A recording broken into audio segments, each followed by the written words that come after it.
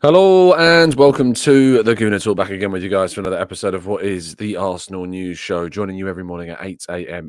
UK time. Hope you're doing good. Hope you're doing well. Thank you, as always, for joining me and making this a part of your morning routines. It is very much appreciated. We are here. We're at the weekend. We're back. Football is here.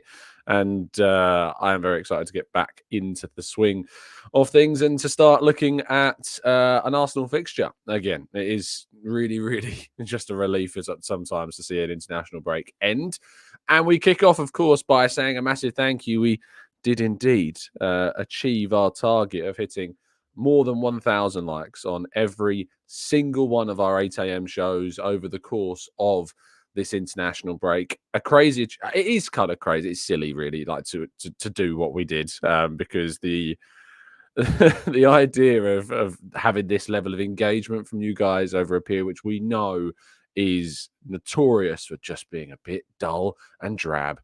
But we did it. And I think we're together as a community. It shows once again the power of what we have here as a collective. So thank you to everybody that contributed. Thank you to everybody that continued to help the show and to support it. And with that, of course, it does mean that over this weekend, we'll be releasing our tickets tomorrow for the live event in February. So keep your eyes peeled. I'll be giving you more information tomorrow morning's show about when the tickets will be dropping specifically. I'm going to try and drop them at the best possible time so that all time zones are open to it. I'm well aware that mostly people in the UK will be those that are attending. But if anyone is over during February 22nd from somewhere in the world and would like to come along to our event, that's when it'll be. So I'm still going to try and drop the tickets for the event, so you can join us in person in London in February with me and some fantastic guests talking all things Arsenal, playing some games, having a great time, and meeting plenty of you as well. So those tickets will be coming out tomorrow. So make sure you keep your eyes peeled for that.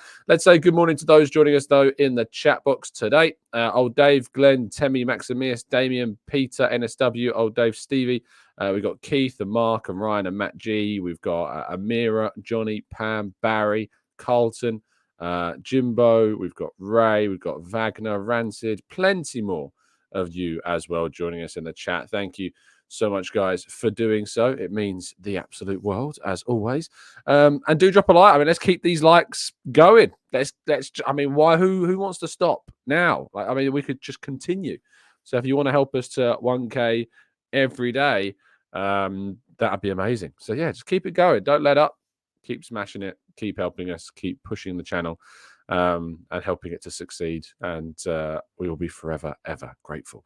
If you want to read, or rather watch or listen to, I don't know how you would read it, but you can certainly listen and watch back our preview show that we did yesterday.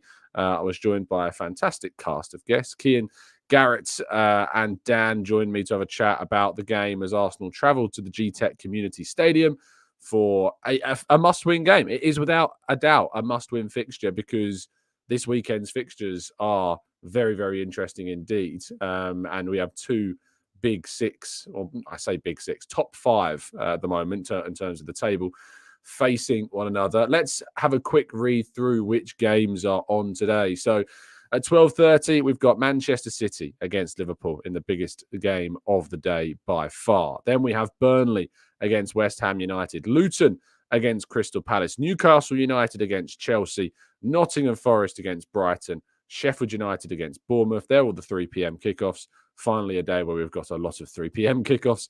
And then lastly, ending the day with Brentford against Arsenal. And then tomorrow, we have Spurs against Villa, Everton against Manchester United, and Fulham against Wolves on Monday. So lots of action today. It's good to be involved and in the real mix of things on a Saturday and getting plenty of 3 p.m.s through. Fantastic stuff. So yeah, really, really positive indeed. Into our stories, Kieran Tierney has returned to Real Sociedad training after a bit of an injury layoff. He'd suffered a problem which had kept him out of the last fair few games, to be fair. He'd almost just arrived before getting injured once again. Very, very frustrating for him. It's where we very much know he's continuing to suffer with these problems. One of the reasons why Arsenal were willing to let him go.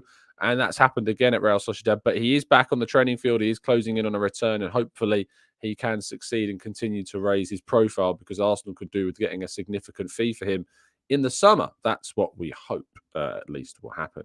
According to Sam Dean, the Telegraph, Ivan Toney will not be making a move to Arsenal in January. Arsenal are intent on looking at midfielders. Midfielders, I've talked about on the channel before, are the priority. That is where Arsenal would like to strengthen during the window, because we have a lot of options to play centre forward, because we've got Jesus and Nketiah and Havertz and Trossard that can all play in that centre forward position. So bringing in a centre forward in a window which doesn't present with too many options, it was never really going to be a likely outcome. And so therefore the summer, I think, is where we're much more likely to see Arsenal look to invest as a centre forward. But a midfielder is certainly what Arsenal needs and what we want and what hopefully we will get. So let's wait and see what happens. But the main focus of this morning's show is, of course, to react and break down Mikel Arteta's press conference from yesterday.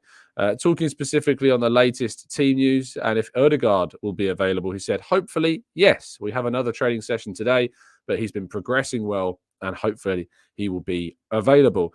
About the concussion protocols, he said yes, because we didn't know how many days he'd be out for. It depends on certain things. And at the end, he got more delayed than we wanted, but we have to protect the player. And he was asked about Gabriel Jesus, and he said he's available. He played 96 minutes in a really competitive match. We have another session.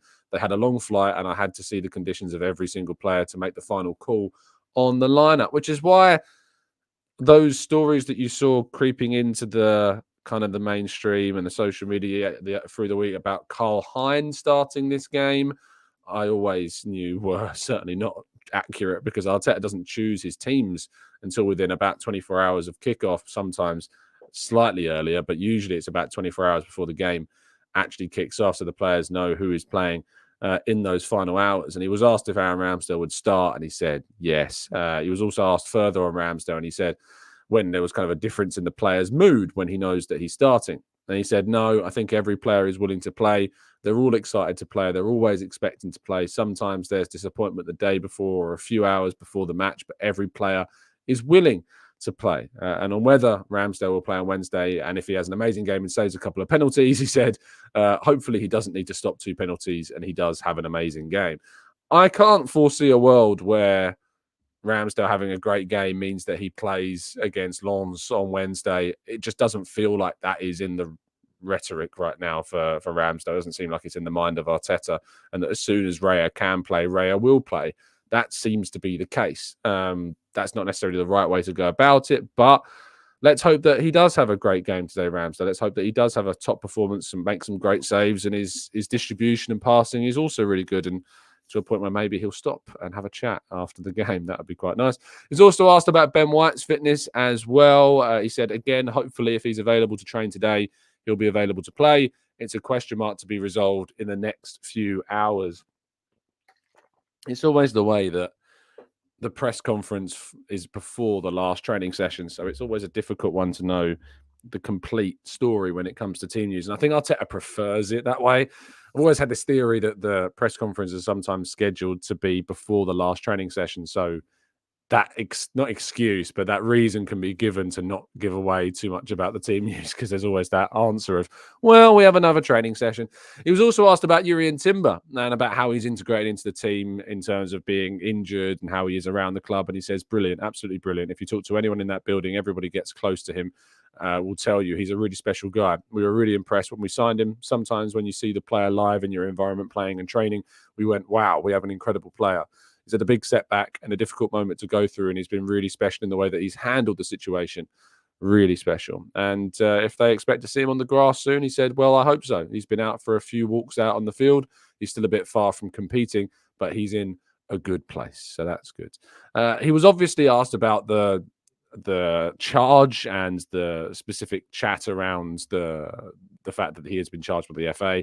And if the club had sent observations from Anthony Gordon's goal against Arsenal to the FA, and he said, yes, we have.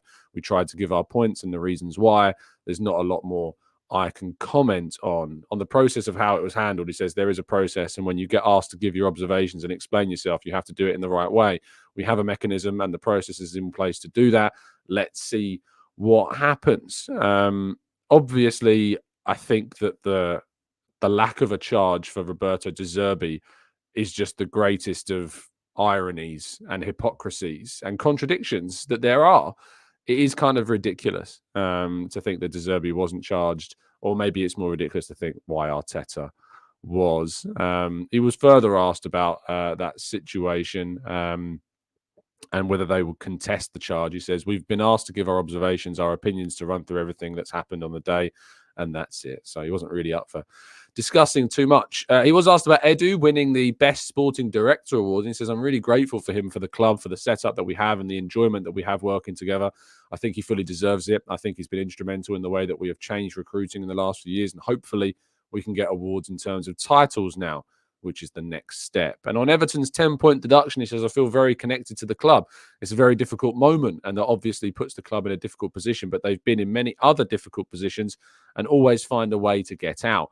If there is a quality that I think describes the club, it's the courage, determination, and the fight that they will fight against anything, and I wish them the best." So it's interesting to see whether or not we have any kind of fallout from this in regarding to other teams that are currently being investigated. Chelsea, Man City, Tottenham, of course, also facing some investigations, it seems, too. So that's very, very interesting. And just a final thing on Jorginho, because there's been rumours about his contract extension not being decided until February. Arteta said, I don't discuss these things here, but I'm really happy with Georgie. I think we all are. He contributes to make the team better. Let's see. And on when a decision will be made on that, he said that's a question for Edu or somebody else. So the deflection in full force there. But lots of information you can read, of course, the full transcript of that on the Football.London website. You can watch the press conference on the Arsenal Way YouTube channel as well. So I recommend doing that. There's also the embargoed section that was later in the night released. You can watch that as well on the Arsenal Way, I believe, as well. So make sure that you go and catch up and get all of the words of the manager into your mind ahead of today's game against Brentford, because it's important that anything that that you want to look at remains safe and secured in your brain. And I know a way in which you can do that with everything in your life regarding data, regarding your phone, regarding your tablet, or perhaps just your phone and your laptop and all these digital devices that we all use. You need to make sure that you're safe and secure in using them. And I'll tell you what, I know that there's a fantastic service that is giving you that ability to do just that. And despite it not being any longer Black Friday, you can still get a fantastic discount off that service by going to nordvpn.com/Gooner to get yourself that significant discount off a 1 or a 2-year plan. And not only that, but you get a load of months free thrown in on top of that as well. So if you want to not miss out on this fantastic deal, go to nordvpn.com/Gooner or go to the link in today's video description and get yourself this deal. Because once this deal's gone, it's gone. You don't want to miss out. And they've been really kind in the fact that even though Black Friday is not here, the Black Friday deal, it still appears to be on the website. So if you missed out on it yesterday, you thought, I just woke up and it's no longer Black Friday. Well, don't miss out on the chance to get that deal. nordvpn.com/Gooner. If you're not happy for whatever reason with the service, which I don't know why you would be, but if you're not, there is a 30-day money-back guarantee as well. Keep yourself safe and secure. Give yourself the superpower of changing your geolocation on any of your digital devices so you can hop to anywhere in the world, watch things that you can't access in your home country, and just be better for it. Right, let's go to part 2 then, and your questions right after this.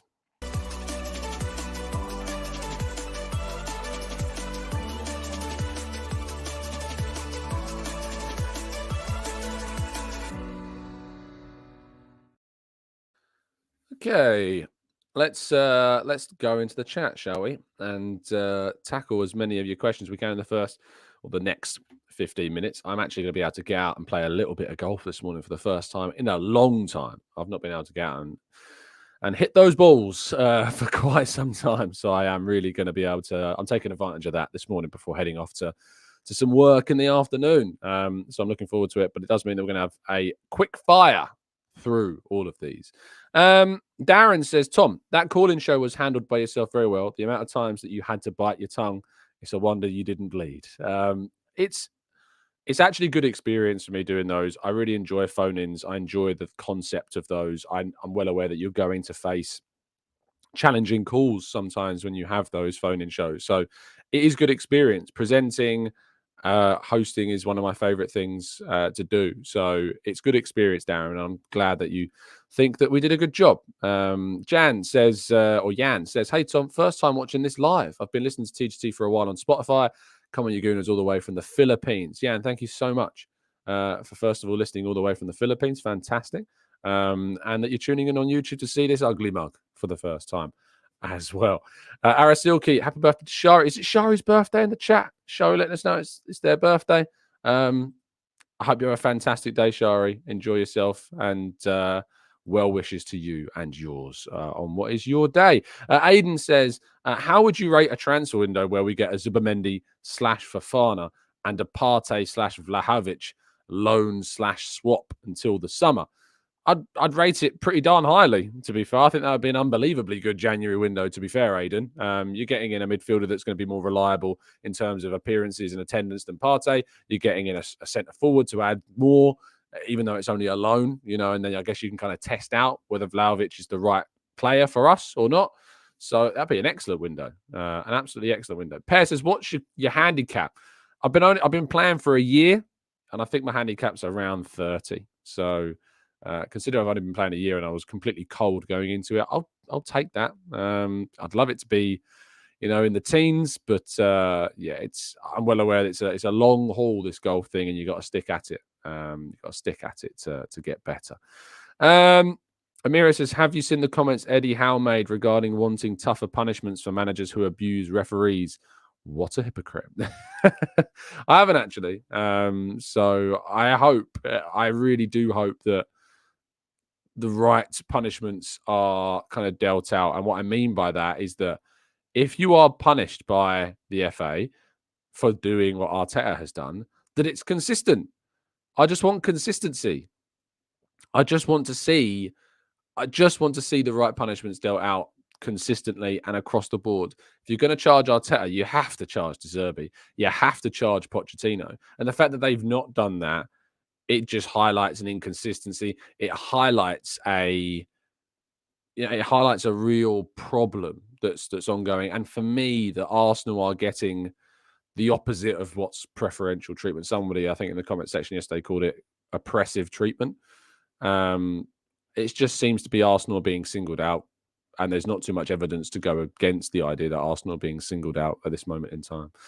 Nathan says, hey, Tom, hey, everyone. Do you know what exactly the punishment for Arteta is? I know he's been charged, but I can't find the punishment. It's not been decided yet. He was given an extension on how long he had to respond to the charge. We will find out that in due course. I hope that it's only like a one-game touchline ban or a fine or something. But yeah, it's gonna happen. He's gonna get a punishment from as far as we're aware. So yeah, let's wait and see.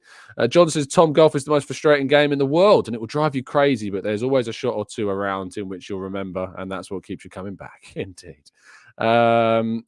JK Neasy says, my friend won 2 tickets through his work. I'm going to my first league game. Where's the best to go for a pint before the match for the Wolves game?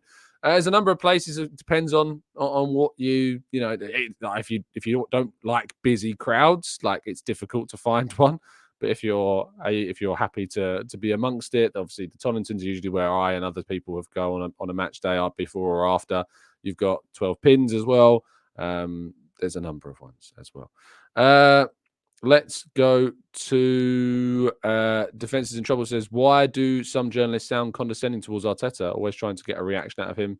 I can't speak on the behalf of who else asked their questions. I mean, coming from the perspective of someone who asks Arteta questions, like, he's often quite cold in his responses. So I think that maybe there could be an argument that relationship needs building up more between Arteta and the journalist. I think recently he's definitely got better in answering the questions, in being a bit more engaging, I suppose, with those that ask the questions. But sometimes it's difficult. You're not their friend. You're not there to be their friend in the press conference. You're there to ask tough questions, and you're there to ask questions that are designed to get an answer. So I'm sure that the idea isn't to come across condescending, even though that some people like yourself may interpret it that way.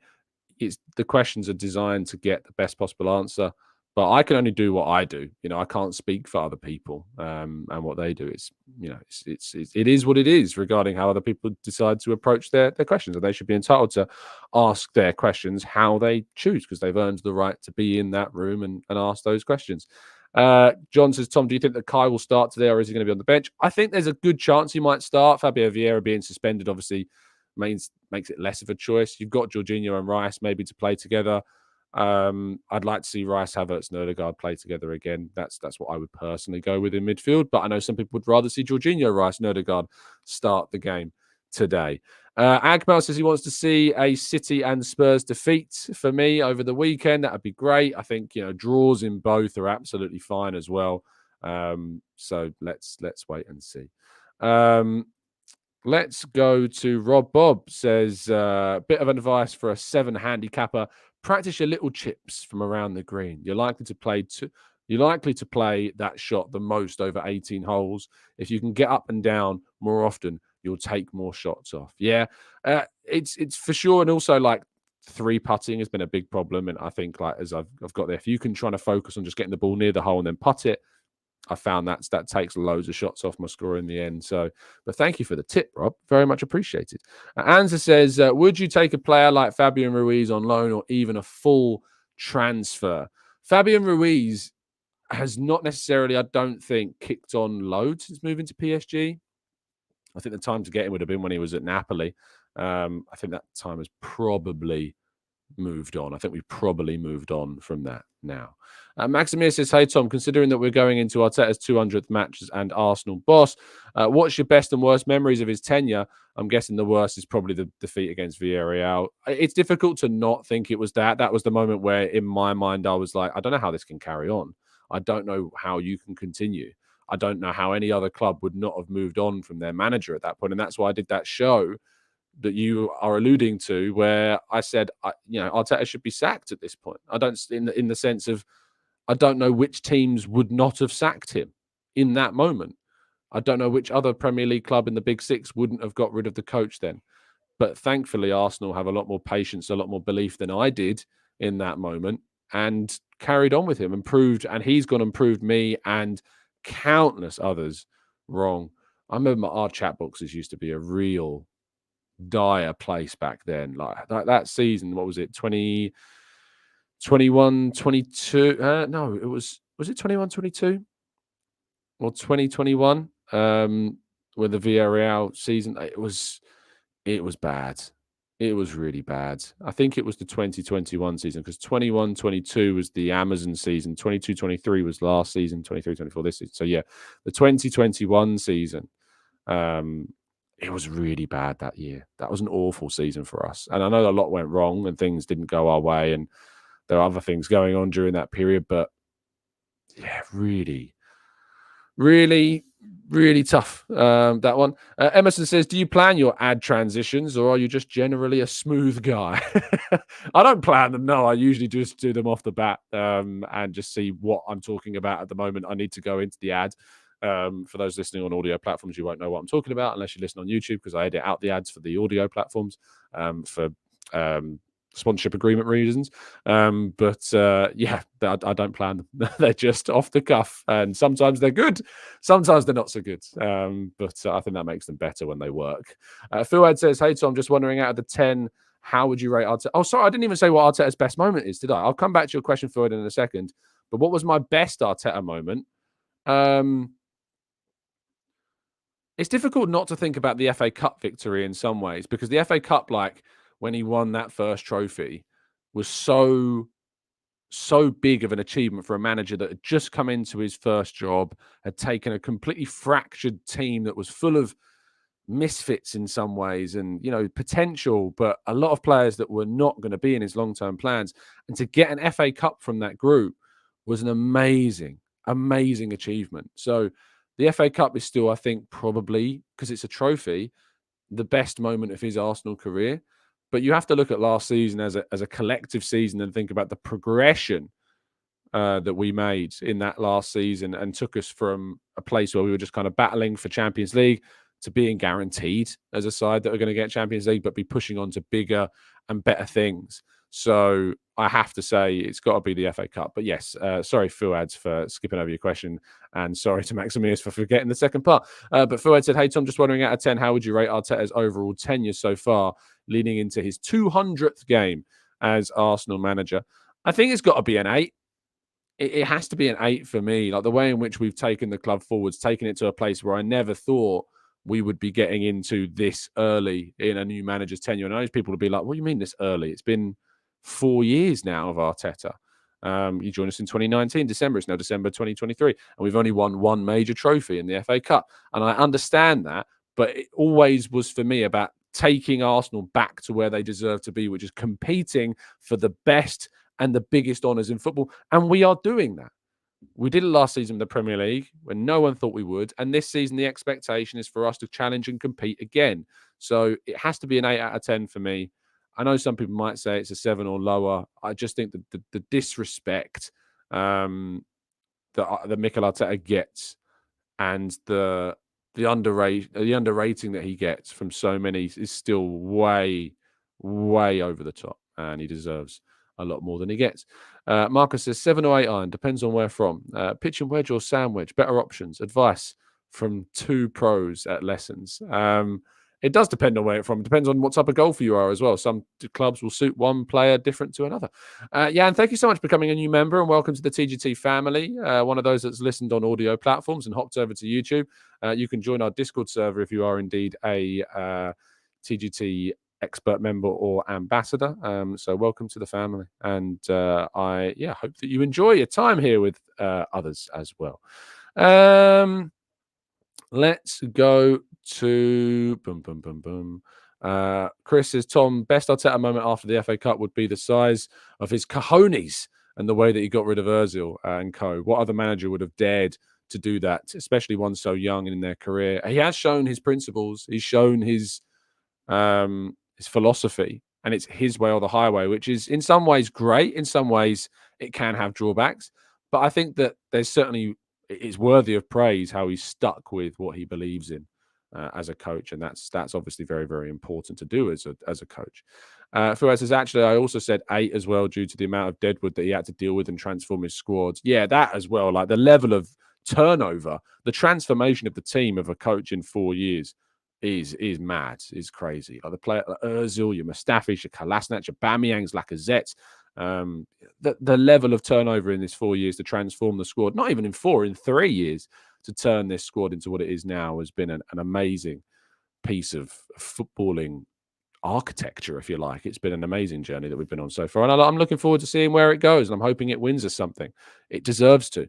So, yeah, let's wait and see. Bad says, given the fact that Vieira and Kivior are both being linked to loan moves, how do you feel about their impact so far? And have these transfers been value for money, in your opinion? It's difficult to argue that Vieira has been value for money. £34 million is a lot of money, and he's not had the impact I think that we would have liked. Maybe a loan move is the right one to have. I mean, £34 million in the context of 2023 doesn't seem that high. But for a club like Arsenal, we don't sign loads of players for £34 million and above. We do more so now than we ever did before. But I still think £34 million puts Vieira among some of the biggest signings that we have made. And it's not worked yet. Hopefully it does.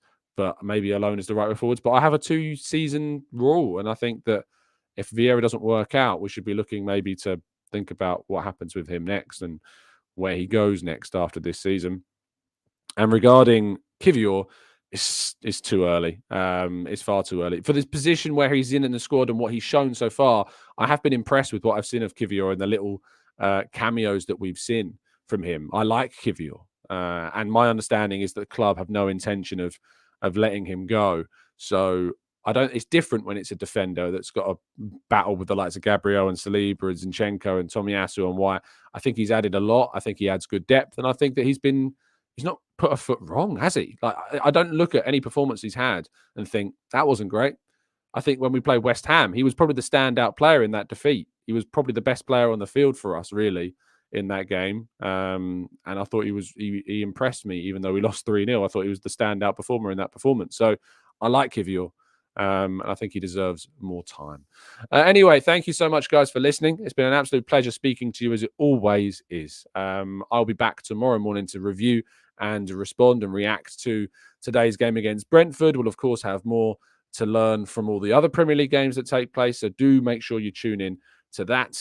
If you're unable to watch today's game for whatever reason, I'll be running the live blog over at football.london from the GTEC Community Stadium later this afternoon, and hopefully getting to hear from some of the players as well after the fixture, also that you'll be able to read and hear what they've got to say tomorrow as well. Have a fantastic Saturday. Enjoy your weekend. If you're not working today, enjoy your day off. If you are working, don't worry, you'll get through very quickly and you'll be able to watch the game soon, I'm sure.